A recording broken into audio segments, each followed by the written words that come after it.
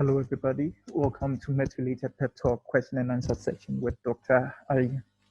All right, so today we have a question from Nanif Wajal from Point. She says, hello, sir. According to some articles I've read, it is reported that without the atmosphere, the earth will be colder.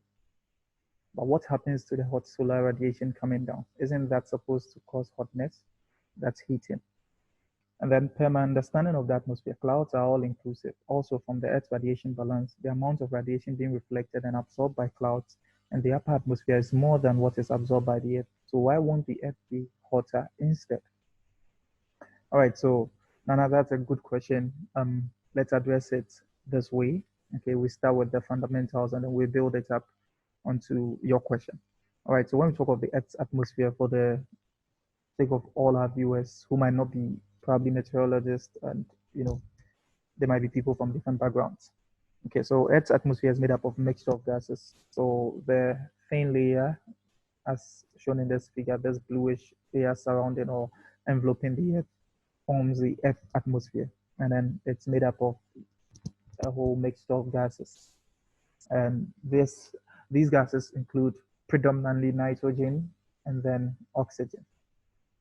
Then also we have argon and trace gases, and amidst these trace gases we have carbon dioxide, neon, and then other gases.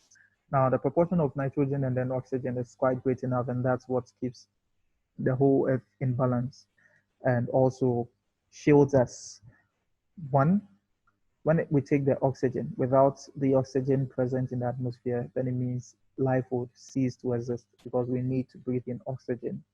All right, and then if oxygen alone were to be in the atmosphere, oxygen supports combustion, even in this small proportion.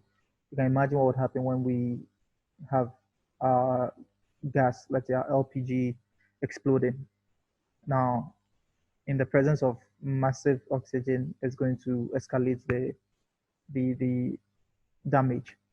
All right, so if the atmosphere was just purely oxygen, now that might lead to the burning of the earth or the spark of the earth, because any little spark would actually lead to an explosion over the entire earth.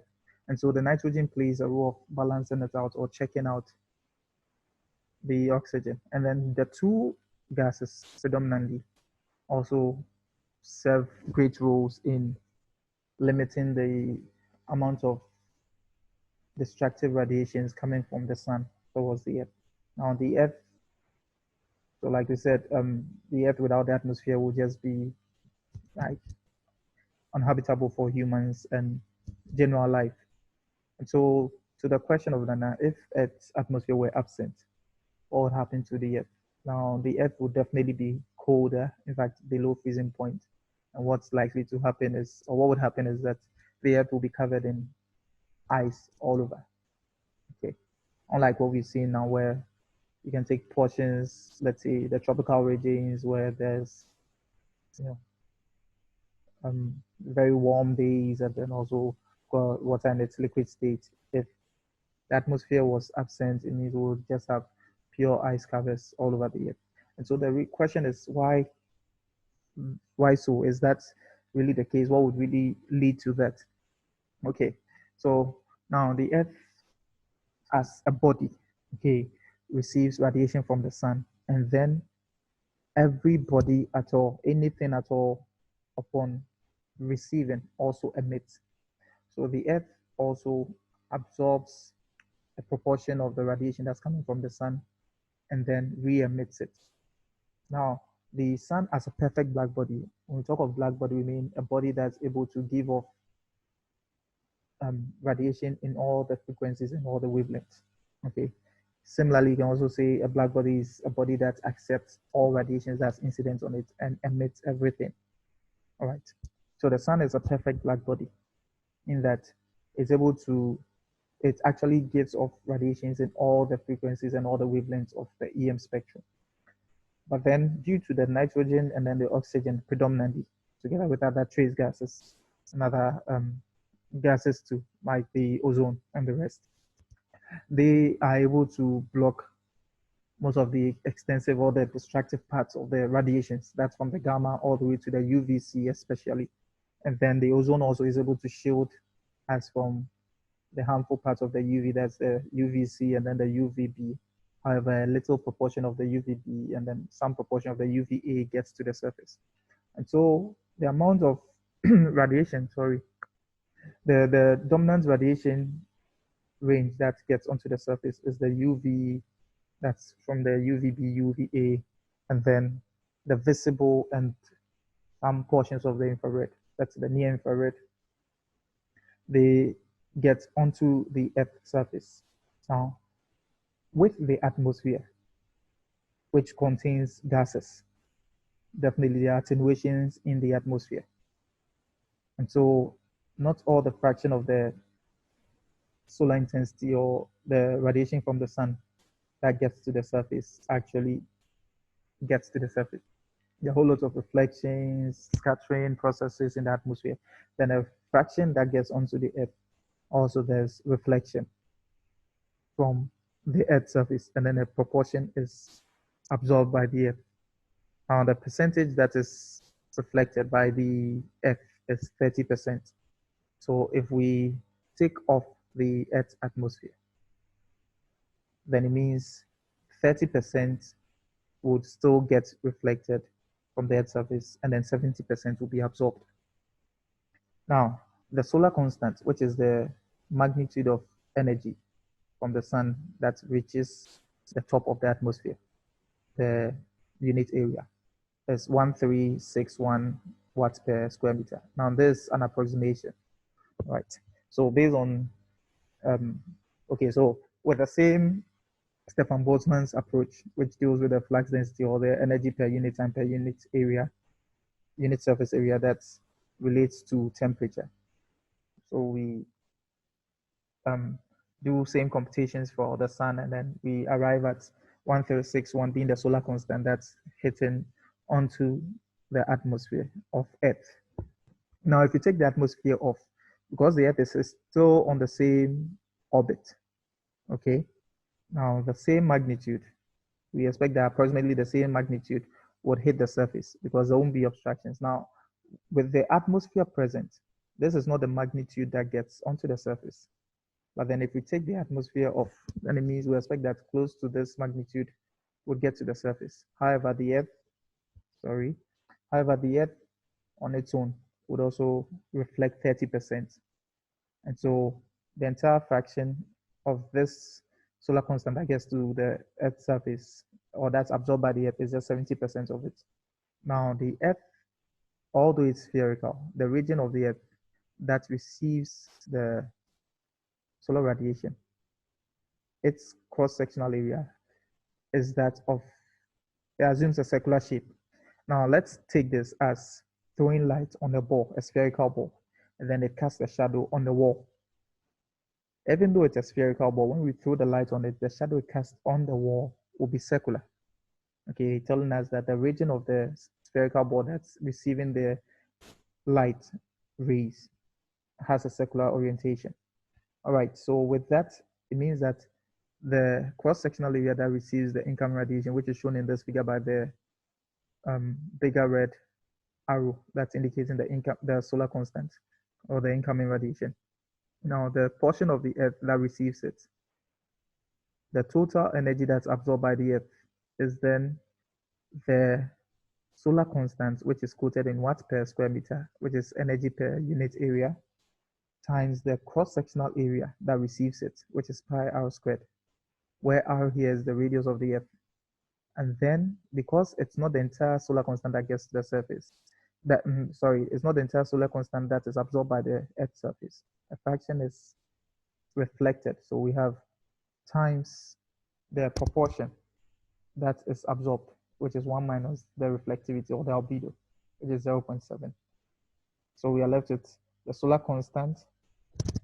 So we have the solar constant times the cross-sectional area pi r squared times 0.7. And then after the Earth has received or absorbed this energy, the Earth would also emit the radiations or the energies.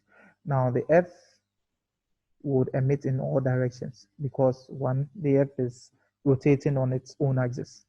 And while it's rotating, it means a portion, just a unit portion or cross-section area will receive the radiation, but then because it's rotating, definitely there'll be a balance, and then every part of the Earth would give off radiation. All right. So now, if the Earth is radiating, or the Earth is also giving off its radiation, now the Earth would radiate in every area, and every part of the Earth would be radiating or giving off emissions. So now we go back to our Stefan Boltzmann's law, where we have the flux density, that's energy per unit area, being equal to the relation of the temperature times, that's the fourth power of the temperature times the Stefan Boltzmann's constant. But then in this case, the area will now be 4 pi r squared, because we are taking the total area, that's the area of a sphere. So if our area is 4 pi r squared, now it means the energy that will be emitted is 4 pi r squared times sigma T to the power 4. And then per the law of energy, now we expect that what will be absorbed will be fully emitted, because the Earth will be serving as though the Earth will be serving as a black body. And so what is getting onto the surface, or what's absorbed, is given on the left-hand side, and then we equate it to what's going to be emitted. Now, pi r squared gets to cancel out pi r squared, because in this case, our r's are the same r. That's the radius of the Earth. All right. And so we are left with relations devoid of pi r squared. Now, to make the temperature the subject, it means we'll have our T being equal to the solar constant times the 0.7. That's the proportion that was absorbed, divided by 4 times the Stefan Boltzmann's constant. And then we raise the computation, whatever we find over there, we raise it to the power 1 over 4, because we are finding the fourth root of that to give us the temperature. And that brings us to 254.58 Kelvin, which is less than 273.15 Kelvin. That's absolutely zero. And so this is, in degrees Celsius, is negative 18.6. That's approximately negative 19 degrees Celsius. Now, this is what the temperature of the Earth would be. That's a mean, irrespective of location. Now, the truth is, at the moment, there are portions of the Earth that have temperature, or have temperatures lower than this. But then the mean, when we take the entire Earth, be it higher temperature regions, that's warmer regions, colder regions, and we average them out, that gives us 15 degrees Celsius. So now, without the atmosphere, it means we'll be having a mean of negative 18.6. That means even colder regions would be extremely cold, and then even warmer regions will also be colder. It would also be colder. All right. So with this tells us that the net effect of having no atmosphere around the Earth would be a total cooling of the Earth, and then possible, and in fact, the Earth would then be covered by ice, because this is way below the freezing point. All right. Now, this is from the mathematical point, or the mathematical approach. But then when we even look at it from the part of taking the atmosphere, where the atmosphere contains greenhouse gases. Greenhouse gases, they are naturally occurring greenhouse gases, which we saw from the beginning. So if the radiation gets onto the surface of the Earth and it's given off back, now there will be nothing as a blanket or as an envelope to absorb the outgoing radiations and re-radiate them back to the Earth to warm it, because the outgoing radiations are also warmer and they are closer in proximity to the Earth. So if they are warm enough and they get re-radiated, they should get back onto the surface and then warm it. But then, because the atmosphere in this case is absent, they will just go out into outer space, and then the net effect will be a total cooling of the Earth. Thank you for your attention.